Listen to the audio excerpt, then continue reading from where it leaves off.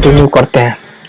तो आज का मेरा पहला 232 नंबर क्वेश्चन करा, अंतर्राज्यीय परिषद की स्थापना किस समिति की सिफारिश पर की गई थी? तो अंतर्राज्यीय परिषद की स्थापना किसके किया गया था? तो सरकारिया आयोग द्वारा। ठीक है, नेक्स्ट क्वेश्चन था मेरा 233, खाली स्थान का अध्ययन एवं मूल्यांकन करने के लिए विजय केलकर समिति का गठन किया गया था। विजय केलकर समिति का गठन क्यों किया गया था, इसके बारे में। तो सार्वजनिक निजी भागीदारी मॉडल, चीनी की मिलों की स्थापना, एयर इंडिया का निजीकरण या भारत में गरीबी। तो यहाँ पर कह रहा है कि सार्वजनिक निजी भागीदारी मॉडल का अध्ययन एवं मूल्यांकन करने के लिए विजय केलकर समिति का गठन किया गया था। तो इसका ऑप्शन नंबर ए हो जाएगा। विजय केलकर समिति का जो गठन किया गया था वो सार्वजनिक निजी भागीदारी मॉडल के लिए। नेक्स्ट मेरा क्वेश्चन हो गया 234, द्वितीय पिछड़ा वर्ग आयोग को नाम से जाना जाता है। तो किस नाम से जाना जाता है? मंडल तेंदुलकर, ऐसे मंडल आंसर होगा, लेकिन आइए देख लेते हैं आंसर में। तो द्वितीय पिछड़े एक मंडल आयोग होगा, मंडल आयोग भी कहा जाता है, जिसे तात्कालिक भारत सरकार द्वारा स्थापित किया गया था।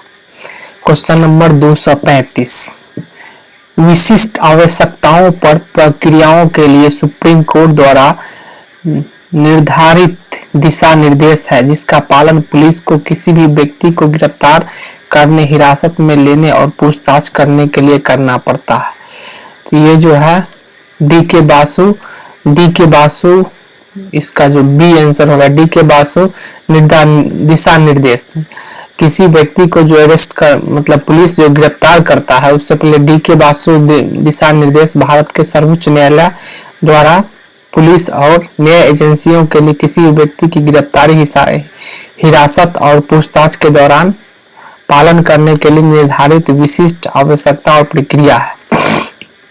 क्वेश्चन नंबर 236 है, सरकारिया आयोग ने अपनी रिपोर्ट कब पेश की थी? देखिए, सरकारी आयोग पहले पूछा गया था सरकारिया आयोग, और ये कब पेश किया गया था? तो ये किया गया था 1983 में स्थापना हुआ था और 88 में अपनी रिपोर्ट। तो यहाँ पर पूछेगा सरकारिया आयोग जो है सो स्थापना कब हुआ था उसका? 1983 में, और रिपोर्ट यहाँ रिपोर्ट के बारे में पूछा है, इसलिए 1998 इसका डी आंसर होगा। लेकिन अगले क्वेश्चन में हो सकता है कि आपसे पूछ दे कि इसका गठन कब किया गया था, स्थापना कब किया गया था? तो 1983 में, और रिपोर्ट 1988 में दिया था। क्वेश्चन नंबर 237, निम्नलिखित में से कौन सा उस समिति का हिस्सा नहीं है जिसका निर्माण केंद्रीय सूचना आयोग के मुख्य आयुक्त की नियुक्ति के संबंध में प्रधानमंत्री को सुझाव देने के लिए किया गया? इसका आंसर हो जाएगा ए। ठीक है, केंद्रीय सूचना आयोग के एक मुख्य आयुक्त की नियुक्ति राष्ट्रपति द्वारा एक समिति की सिफारिश पर की जाती है, जिसमें अध्ययन के रूप में प्रधानमंत्री, लोकसभा में विपक्ष के नेता और प्रधानमंत्री द्वारा नामित केंद्रीय कैबिनेट मंत्री शामिल होते हैं। नेक्स्ट क्वेश्चन 238, निम्नलिखित में से कौन सा व्यक्ति भारतीय क्रिकेट कंट्रोल बोर्ड में लोढ़ा सुधार के कार्यान्वयन की देखरेख के लिए 2017 में भारत के सर्वोच्च न्यायालय द्वारा नियुक्त प्रशासकों की समिति का हिस्सा नहीं है? विनोद राय कौन हिस्सा नहीं है पूछा है। महिम वर्मा, रामचंद्रन गुहा, डी होगा विक्रम लिमिये। तो इसका आंसर बी होगा महिम वर्मा। महिम वर्मा जो है भारतीय क्रिकेट कंट्रोल बोर्ड में लोढ़ा सुधार के कार्यान्वयन की देखरेख के लिए 2017 में भारत के सर्वोच्च न्यायालय द्वारा नियुक्त प्रशासक की समिति का हिस्सा नहीं है। ठीक है, नेक्स्ट क्वेश्चन अब मेरा हो गया 239, किस आयोग ने सरकारी सेवा के सभी स्तर में ओबीसी उम्मीदवार के लिए 27% आरक्षण की सिफारिश की? तो ओबीसी के लिए जो आरक्षण की सिफारिश की थी वो मंडल आयोग था।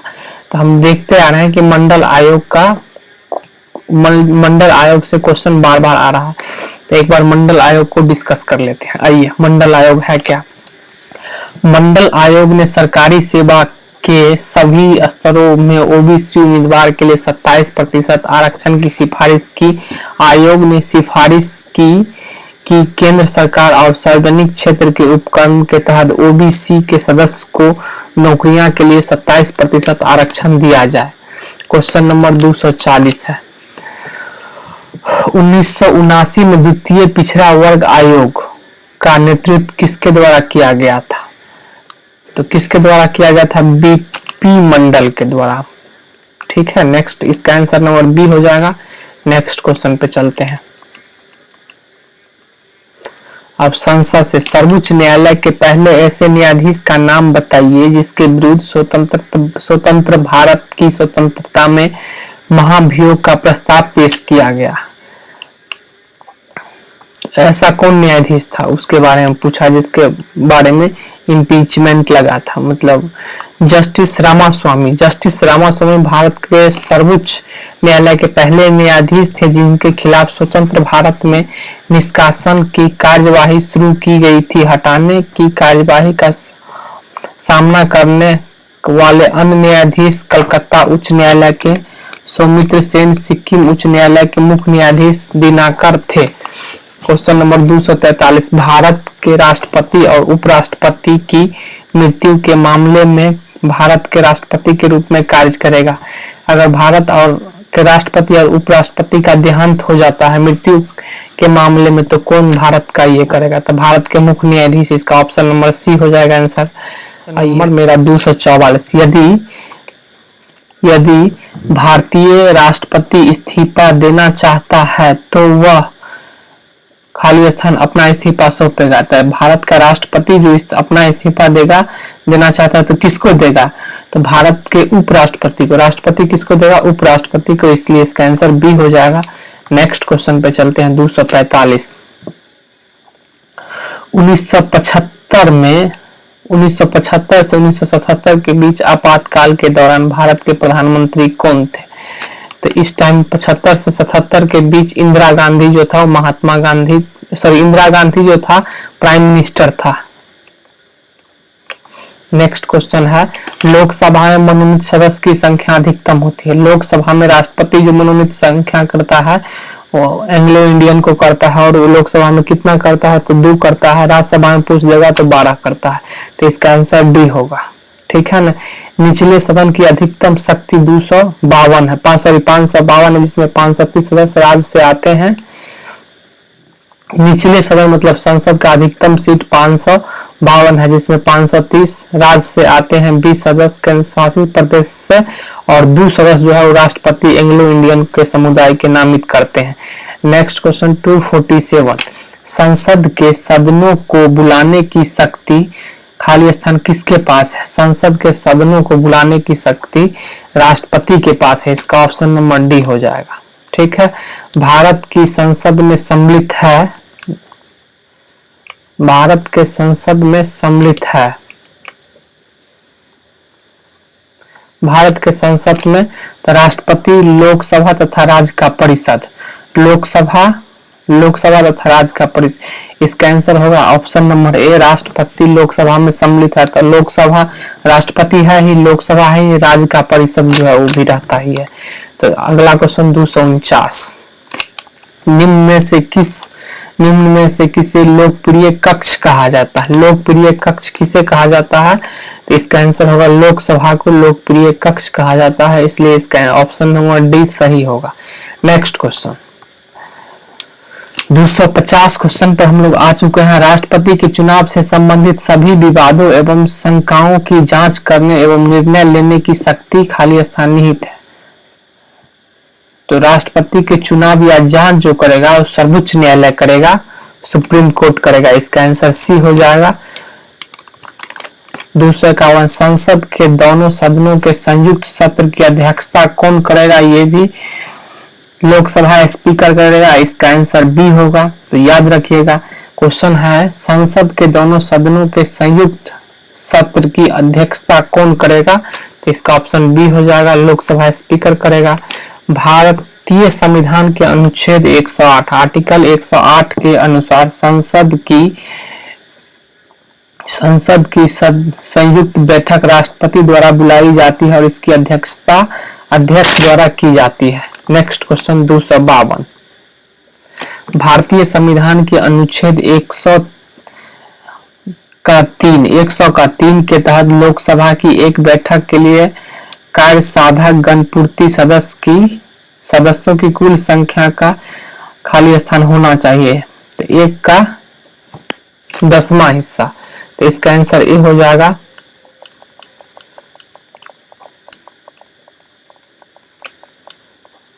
इसका आंसर ए हो जाएगा। 253। प्रथम लोकसभा का पहला सत्र शुरू हुआ था। तो पहला सत्र जो शुरू हुआ था वो कब हुआ था? तो 1952 से 13 मई 1952। इसको याद रखिएगा। पहला सत्र जो शुरू हुआ था 13 मई 1952 से। Next question 254। लोकसभा में प्रश्नों की ग्राह्यता का निर्णय कौन करता है? तो ये करता है वक्ता करता है। स्पीकर जिसको बोलते हैं वक्ता। लोकसभा का स्पीकर लोकसभा के प्रश्न का स्वीकारता तय करता है। नेक्स्ट क्वेश्चन 255 है। संसदीय कार्यवाही में मतदान में उनकी प्राथमिकता के अनुसार प्रतिदिन कितने मामलों को शून्यकाल के दौरान उठाए जाने की अनुमति है? तो ऐसा है कि इसका ऑप्शन नंबर डी होगा। 20 गो मामला होगा जो शून्यकाल के, मैक्सिमम 20 मामला उठाया जा सकता है शून्यकाल के दौरान। चलिए नेक्स्ट 256। मामला जो आदेश के बिंदु नहीं है, मामले जो आदेश के बिंदु नहीं है को लोकसभा के नियम के तहत विशेष उल्लेख के माध्यम से उठाया जा सकता है। इसका आंसर 377 है। Article a. लोकसभा के नियम 377 के तहत विशेष उल्लेख के माध्यम से ऐसे मामले उठाए जा सकते हैं जो व्यवस्था के मुद्दे नहीं है। नेक्स्ट क्वेश्चन 1994 के बाद आमतौर पर एक वर्ष में राज्यसभा के कितने सत्र बुलाए जाते हैं? तो इसका आंसर आगे देखते हैं। तो सी है 3। लोकसभा और राज्यसभा हर साल पेश किए जाते हैं और लंबित अनुमोदन के लिए कई विधेयक पर विधायकी उपायों पर विचार करने के लिए मिलते हैं। सदस्य के दोनों सदनों सहित 3 सत्र होते हैं, बजट, मानसून और शीतकालीन सत्र। नेक्स्ट क्वेश्चन 258 है। जनवरी 1950 से नवंबर 1951 तक भारत के मुख्य न्यायाधीश रहे। तो उस टाइम में हीरालाल जे की सुनंदा कानिया था। इसका ऑप्शन नंबर बी हो जाएगा। नेक्स्ट क्वेश्चन भारत के मुख्य न्यायाधीश की नियुक्ति कौन करता है? तो राष्ट्रपति करता है। इसका ऑप्शन नंबर डी हो जाएगा। Next question 260। निम्नलिखित में से कौन 2 बार देश के उप राष्ट्रपति बना? तो उपराष्ट्रपति जो बना था वो 2 बार सर्वपल्ली राधाकृष्णन जो था 2 बार बना था। सर्वपल्ली राधाकृष्णन के बारे में जान लेते हैं। सर्वपल्ली राधाकृष्णन भारत के पहले राष्ट्रपति के रूप में चुने गए और 1952 से 62 के बीच लगातार 2 बार बने। सर्वपल्ली राधाकृष्णन उपराष्ट्रपति था जो सबसे पहला। राष्ट्रपति डॉक्टर राजेंद्र प्रसाद था और उपराष्ट्रपति सर्वपल्ली राधाकृष्णन था जो 2 पंचवर्षीय तक रहा था, 1952 से लेकर के 1962 तक। Question number 261। निम्नलिखित में से कौन सा कथन लोकसभा के बारे में सही नहीं है? तो लोकसभा के बारे में सही नहीं है तो केंद्रीय मंत्रिपरिषद सामूहिक रूप से लोकसभा के प्रति उत्तरदायी होगा। कोई विधेयक धन विधेयक है या नहीं, इस प्रश्न पर विपक्ष के नेता का अंतरिम निर्णय होगा। धन विधेयक केवल लोकसभा में ही पेश किया जा सकता है। सी हो गया। तो इसमें से क्या कह रहा है? नहीं है। तो सबसे पहले धन विधेयक के बारे में बात कर लेते हैं। तो धन विधेयक है या नहीं है यह जो डिसाइड करता है, इस विपक्ष का नेता नहीं डिसाइड करता है, ये डिसाइड करता है लोकसभा का स्पीकर, वक्ता डिसाइड करता है। इसलिए बी इसका गलत होगा। क्वेश्चन पे आ जाते हैं। ठीक है। क्वेश्चन नंबर 262 कह रहा है प्रथम लोकसभा का गठन कब हुआ था? तो ये हम लोग देख चुके हैं। इसका आंसर सी होगा। 1952 को ये रिपीट किया हुआ क्वेश्चन, इससे पहले भी आया हुआ था। चलिए नेक्स्ट क्वेश्चन 263। अध्यादेश की घोषणा करने की शक्ति किसके पास है? तो अध्यादेश जारी करने की जो शक्ति है वो किसके पास है? राष्ट्रपति के पास। तो देख लेते हैं। राष्ट्रपति अध्यादेश तब जारी कर सकता है जब संसद के कोई एक सदन सत्र में न हो। हालांकि एक अध्यादेश की अधिकतम वैधता 6 महीने और 6 सप्ताह। तो अध्यादेश जारी करने की शक्ति किसके पास है? तो आप लोग याद रखिए राष्ट्रपति के साथ। Option D. आगे बढ़िए। संविधान के अनुच्छेद 274 के अनुसार कराधान को प्रभावित करने वाले विधेयक के लिए किसकी पूर्व अनुशंसा की आवश्यकता होती है? तो इसका आंसर होगा सी, राष्ट्रपति का। देखिए अनुच्छेद 274 कराधान को प्रभावित करने वाले विधेयक के लिए राष्ट्रपति की पूर्व अनुशंसा आवश्यक है, जिसमें राज्य रुचि रखते हैं। कोई भी विधेयक या संशोधन जो राज्यों के हित में कोई कर या शुल्क लगाता या बदलता है, उसे राष्ट्रपति की सिफारिश के बिना संसद के किसी भी सदन में पेश नहीं किया जाएगा। नेक्स्ट क्वेश्चन कह रहा है कि निम्नलिखित में से कौन भारत के राष्ट्रपति के चुनाव में भाग लेता है?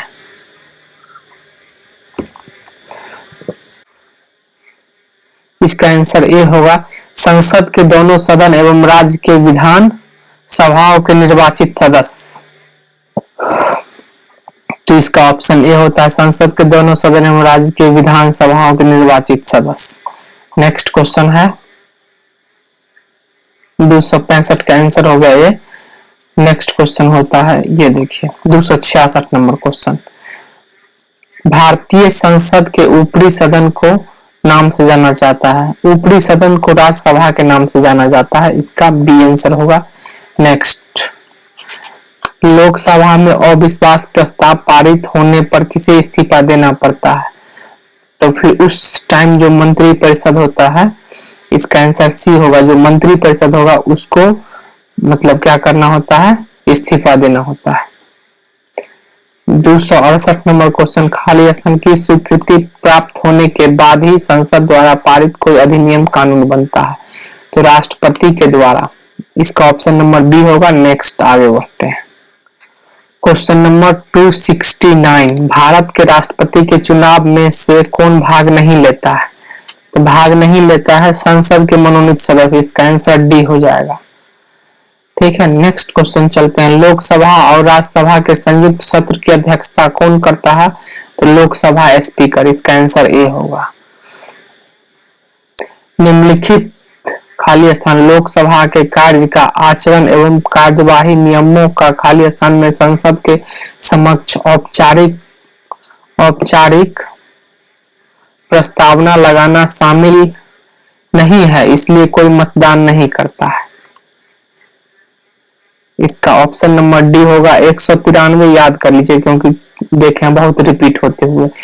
तो नियम 148, कोई भी सदस्य जो तत्काल सार्वजनिक महत्व के मामले पर चर्चा करना चाहता है, वह स्पष्ट रूप से उठाए जाने वाले मामले को निर्दिष्ट करते हुए महासचिव को लिखित रूप में नोटिस दे सकता है, बशर्ते कि नोटिस के साथ एक व्याख्यात्मक नोट होगा जिसमें कारणों का उल्लेख होना, विचाराधीन मामले पर चर्चा करना, बशर्ते यह भी कि नोटिस के समर्थन में कम से कम 2 अन्य सदस्य के हस्ताक्षर हो। नेक्स्ट क्वेश्चन है 272, संसद में एक विधेयक धन विधेयक है अथवा नहीं, इसका अंतिम निर्णय कौन लेता है? धन विधेयक हम बहुत अच्छे से पढ़ाए हैं थ्योरी के बुक में, यहाँ भी थोड़ा शॉर्टकट हम पढ़ा देते हैं। धन विधेयक आर्टिकल 110 में दिया गया है, जिसको ओनली और ओनली लोकसभा में ही पेश किया जा सकता है, राज्यसभा में पेश नहीं किया जा सकता है। और इसको जो है राज्यसभा को 14 दिन के लिए देना होता है। राज्यसभा का सहमति हो चाहे नहीं हो, लेकिन ये इम्प्लीमेंट होगा। ठीक है, यही है धन विधेयक। तो इसमें क्या और अंतिम निर्णय जो लेता है लोकसभा का स्पीकर लेता है कि धन विधेयक है या नहीं। इसका आंसर देखिए, धन विधेयक है नहीं, लोकसभा का स्पीकर होगा। आंसर बी होगा, स्पीकर है। ठीक है, नेक्स्ट क्वेश्चन, भारतीय संसद के संदर्भ में शून्यकाल क्या होता है? प्रश्नकाल के तुरंत बाद वाला समय जो होता है वह शून्यकाल होता है। इसका आंसर ऑप्शन नंबर ए होगा। एक वर्ष में लोकसभा के आमतौर पर कितने सत्र आयोजित किए जाते हैं? तो कितना, एक वर्ष में लोकसभा का 3 गो सत्र आयोजित किए जाते हैं। ये क्वेश्चन रिपीटेड है। लोकसभा के पहले सत्र की शुरुआत हुई थी 1952 में। इसका ऑप्शन नंबर डी रिपीटेड है। लोकसभा में प्रश्नों के स्वीकार्यता का निर्णय कौन लेता है? तो इसका ये लेता है, क्या कहता है, लोकसभा का स्पीकर लेता है। इसका ऑप्शन नंबर ए है। क्वेश्चन नंबर 277, ठीक है। 277 संसदीय कार्यवाहियों में शून्यकाल के दौरान मतदान में उनकी प्राथमिकता के अनुसार प्रतिदिन कितने मामले को उठाने की अनुमति दी जाती है? ऑप्शन नंबर डी है, 20 मामले को उठाया जा सकता है।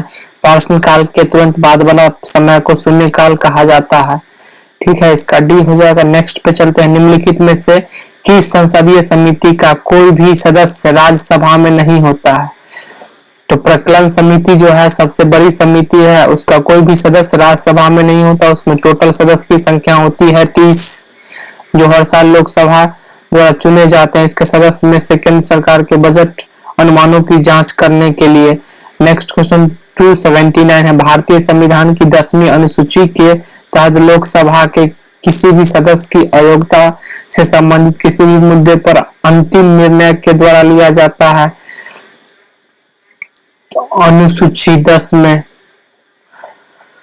तो इसमें होगा लोकसभा का स्पीकर होगा। यदि कोई प्रश्न उठता है कि क्या संसद में किसी सदन का सदस्य 10वीं अनुसूची के तहत अयोग्य है, तो 10वीं अनुसूची में क्या दिया गया है, दल बदल पर रोक है। इलेक्शन के बाद कोई भी संसद चाहेगा, विधायक चाहेगा कि हम दल बदल ले, तो ऐसा संभव नहीं है, ठीक है। कि मान लिया जाए कि वो बीजेपी से टिकट लिया और जीत गया, उसके बाद वो चाहेगा आरजेडी में मिलना या कांग्रेस में मिलना, तो उसको अयोग्य घोषित कर दिया जाएगा, ठीक है। तो इसके लिए लोक स्पीकर लोकसभा का जो है तो इसका मतलब ये देख लेते हैं सोल्यूशन। यदि कोई प्रश्न उठाता है कि क्या संसद में किसी सदन का सदस्य 10वीं अनुसूची के तहत अयोग्यता के अधीन हो गया है, तो प्रश्न को सभापति या सदन के अध्यक्ष और उनके अध्यक्ष के निर्णय के लिए भेजा जाए, तो निर्णय अंतिम होगा। नेक्स्ट क्वेश्चन, निम्नलिखित में से कौन राज्य के महाधिवक्ता की नियुक्ति करता है? तो उसमें क्या महाधिवक्ता को मतलब कौन करता है? तो राज्यपाल करेगा। महाधिवक्ता का जो होता है कौन करता है? राज्य का राज्यपाल करता है। और कैग को जो है वो राष्ट्रपति करता है।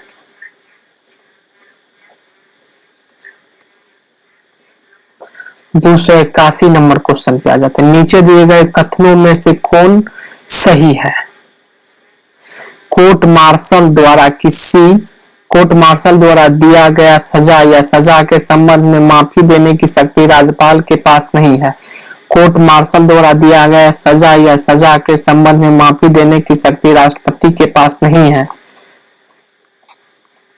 मृत्यु दंड के मामले में क्षमा देने की शक्ति राज्यपाल को है। मृत्यु की सजा को निलंबन करने या हटाने या हंगामा करने की शक्ति राज्यपाल के पास नहीं है। इसका ऑप्शन नंबर ए होगा। आर्टिकल 72 के तहत राष्ट्रपति की क्षमादान शक्ति का दायरा अनुच्छेद 161 के तहत राज्यपाल की क्षमादान की शक्ति की तुलना में व्यापक है। तो इसका ए हो जाए। कोर्ट मार्शल द्वारा दिया गया सजा या सजा के संबंध में माफी देने की शक्ति राज्यपाल के पास नहीं है। राष्ट्रपति की क्षमादान की शक्ति उन मामलों में विस्तृत होती है जहां सजा या सजा कोर्ट मार्शल द्वारा होती है, लेकिन अनुच्छेद 161 राज्यपाल को ऐसी कोई शक्ति प्रदान नहीं करता है, ठीक है। राज्यपाल को ये शक्ति नहीं है। जिसको कोर्ट मार्शल सजा हुआ है उसको माफ करते। भारत के राष्ट्रपति के महाभियोग की प्रक्रिया शुरुआत की जाती है, तो ये लोकसभा, राज्यसभा है, कोई राज्य विधानसभा। तो इसका ऑप्शन नंबर बी होगा। संसद के किसी भी सदन में, उच्च सदन या निम्न सदन। इसका ऑप्शन नंबर बी हो जाएगा।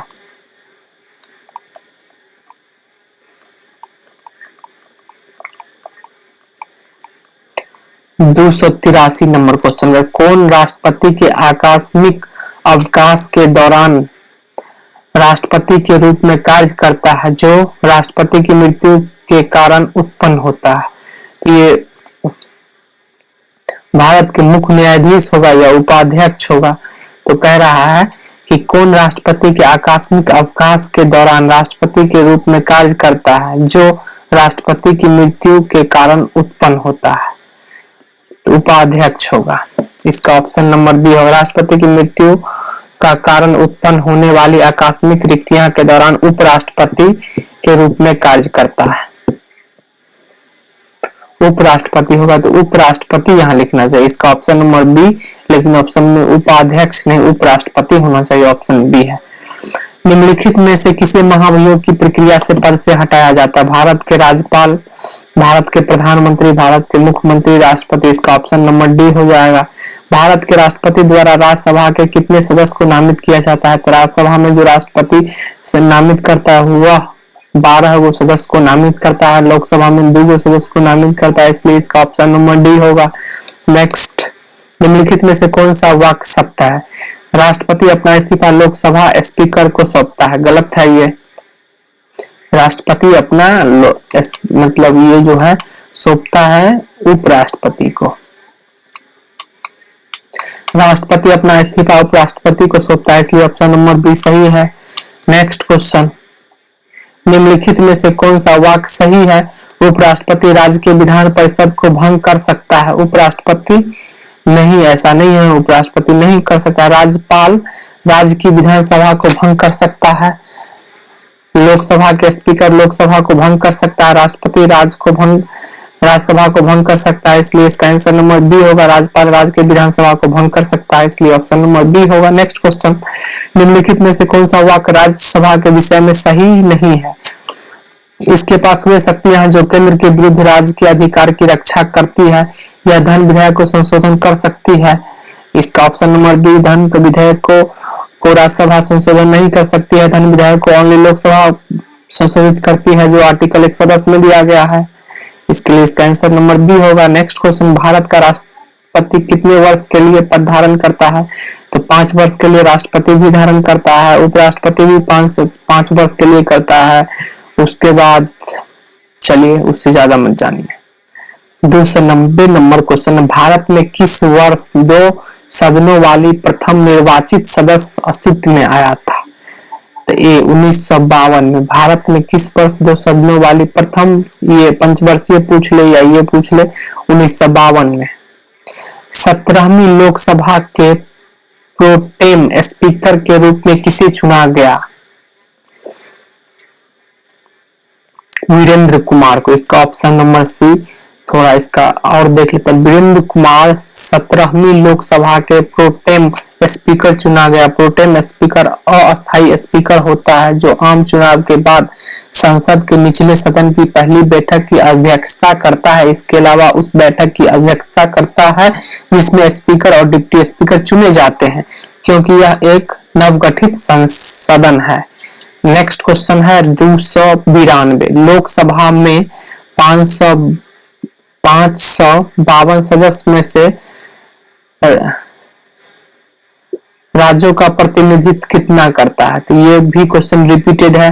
530 राज्य का प्रतिनिधित्व करता है 552 में से, और फिर 20 गो केंद्र शासित प्रदेश का करता है, और 2 गो किसके द्वारा होता है? राष्ट्रपति के द्वारा एंग्लो इंडियन का ये चुना जाता है, नियुक्त किया जाता है। निम्नलिखित में से किस वर्ष में पहली बार राज्यसभा का गठन किया गया था? तो 1952। इसका आंसर बी ए होगा। बहुत बार पूछा गया है। निम्नलिखित में से कौन लोकसभा के अध्यक्ष को प्रोटेम नियुक्त करता है? इसका आंसर नंबर सी, राष्ट्रपति होगा। नेक्स्ट, राष्ट्रपति द्वारा राज्यसभा में कितने सदस्य मनोनीत किए जाते हैं? तो इसका ऑप्शन नंबर ए होगा 12। आर्टिकल 80 के अनुसार, ये आर्टिकल भी याद रख लीजिए, आर्टिकल 90-80 के अनुसार। 296, निम्नलिखित में से किसी वर्ष में पहली बार राज्य परिषद का गठन किया गया था? तो 1952। इसका आंसर डी होगा। ठीक है, इसका आंसर नंबर डी हो जाएगा। नेक्स्ट पे चलते हैं। नेक्स्ट क्वेश्चन 297, राज्य के कामकाज के संबंध में निम्नलिखित में से कौन सा कथन सही है? तो कौन सा कथन सही है? राज्यसभा हर दूसरे साल भंग हो जाता है। लोकसभा के विघटन के बाद राज्यसभा भंग हो जाती है। भारत के राष्ट्रपति की सहमति के बाद राज्यसभा भंग कर दी जाती है। तो इसका ऑप्शन नंबर डी हो जाएगा, राज्यसभा भंग नहीं होता है। तो राज्यसभा भंग नहीं होता है, इसलिए तो हम उच्च सदन उसको बोलते हैं। नेक्स्ट 298, सदन के समक्ष एक विधायकी प्रस्ताव का मसौदा है, एक बिल है। सभी विधायकी प्रस्तावों को संसद के समक्ष विधायकों के रूप में लाया जाता है। एक विधेयक मसौदा में एक कानून है, तब तक कानून नहीं बन जाता है जब तक कि उसे संसद के दोनों सदन और भारत के राष्ट्रपति की सहमति प्राप्त न हो। नेक्स्ट 299, निम्नलिखित में से कौन राज्यसभा का पदेन सभापति होगा? राज्यसभा का पदेन सभापति जो होता है वो भारत के उपराष्ट्रपति होता है, इसलिए ऑप्शन नंबर बी हो जाएगा। नेक्स्ट क्वेश्चन, असम राज्य के राज्यसभा की कितनी सीट है? असम राज्य के राज्यसभा की कितनी सीट है? असम में जो है राज्यसभा की कितनी सीट है? 7 है, इसका ऑप्शन नंबर ए हो जाएगा। नेक्स्ट क्वेश्चन, 301, इस पद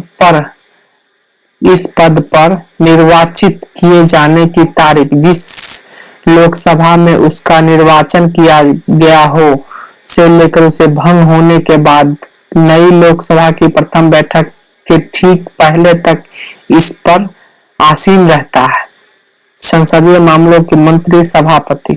इसका ऑप्शन नंबर ए हो जाएगा, आंसर ए सभापति होगा। इसका थोड़ा देख लेते हैं डिस्कस। अध्यक्ष अपने चुनाव की तारीख से लोकसभा की पहली बैठक के विघटन, अध्यक्ष जो होता है लोकसभा का, उसके चुनाव की तारीख से लोकसभा की नई बैठक के विघटन के तुरंत पहले तक पद धारण करता है जिसमें वह निर्वाचित हुआ था एवं हुआ था। एक स्पीकर निचले सदन की मर्यादा को बनाए रखने के लिए जिम्मेदार होता है। इस तरह से ये हो गया क्वेश्चन नंबर 301। 302 नंबर, प्रत्येक लोकसभा का सामान्य कार्यकाल, तो लोकसभा का जो होता है कार्यकाल 5 वर्ष का होता है। इसका आंसर देख लेते हैं, बी 5 वर्ष। लोकसभा का कार्यकाल 5 वर्ष होता है। 303 क्वेश्चन नंबर कर रहा है, भारतीय संविधान के किस अनुच्छेद के अनुसार एक व्यक्ति संसद में एक सीट भरने के लिए चुने जाने के योग्य नहीं होगा जब तक कि वह भारत के नागरिक न हो? अनुच्छेद 84 के तहत भारतीय संविधान के अनुच्छेद 84 के अनुसार एक व्यक्ति संसद में एक सीट भरने के लिए चुने जाने के योग्य नहीं होगा जब तक कि वह भारत का नागरिक न हो। अनुच्छेद 84 यह कहता है। और 304 क्वेश्चन नंबर, निम्नलिखित में से कौन संसद के दोनों सदनों की संयुक्त बैठक की अध्यक्षता करता है? तो इसका आंसर होता है लोकसभा का अध्यक्ष। 304। 305 नंबर, भारतीय संसद ने खाली स्थान में नागरिकता विधेयक पारित करता है। नागरिकता जो है विधेयक पारित किया तो 2019 में। इसका ऑप्शन नंबर बी, इसको देख लेते हैं। भारतीय संसद ने वर्ष 2019 में नागरिकता संशोधन विधेयक पारित किया। यह विधेयक 17वीं लोकसभा में गृह मंत्री अमित शाह 9 दिसंबर 2019 को पेश किया था और 10 दिसंबर 2019 को पारित किया गया था। तो इस तरह से मेरा 305 क्वेश्चन हो चुका है। जल्द ही हम क्वेश्चन टॉपिक इस बुक का जो भी क्वेश्चन है 400 कुछ क्वेश्चन है, 500 के करीब क्वेश्चन है, तो इस क्वेश्चन को खत्म करेंगे। तो थैंक यू, आप लोग देखिए, लाइक और सब्सक्राइब जरूर कीजिए। ठीक है, तो थैंक यू।